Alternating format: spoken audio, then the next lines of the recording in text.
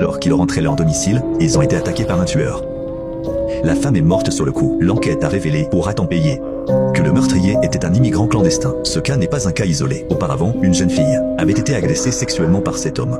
Les 7 coupables ont finalement tous été acquittés. Les motifs invoqués par le juge ont suscité une vive indignation. Il a déclaré que ces personnes avaient du mal à s'intégrer dans la société et que ces actes criminels visaient à obtenir de l'aide. Ils sont eux aussi des victimes. Et les envoyer en prison n'a aucun sens. Face à cette injustice de la loi, Sanders s'est érigé en héros. Sa première cible, débat assoupillé. J'appris à ses premiers était précisément ce juge. Sanders s'est fait passer pour un membre du personnel et s'est approché du juge. Puis, il l'a neutralisé à l'aide d'un sédatif. Il l'a emmené dans un endroit isolé. Là, il l'a interpellé en face à face. Si vous n'êtes même pas capable de défendre l'équité et la justice, en quoi différez-vous des criminels? Puis, Sanders a tranché les poignets du juge, avant de mettre en scène un suicide. Juste après, Sanders s'est rendu au domicile des criminels. À ce moment-là, il dînait joyeusement. Personne ne savait. Soudain, la sonnette a retenti. Le père a cru qu'il s'agissait d'un journaliste important. Alors qu'il s'apprêtait à fermer la porte, Sanders a fait irruption de force dans la maison, face au canon du pistolet. Youssouf n'a pas eu la moindre crainte. Puis, il ordonna à la fille aînée de Youssef de confisquer tous les téléphones portables. Ensuite, Sanders fit asseoir toute la famille sur le canapé. Sanders approcha une chaise et s'assit. Et le procès commença officiellement.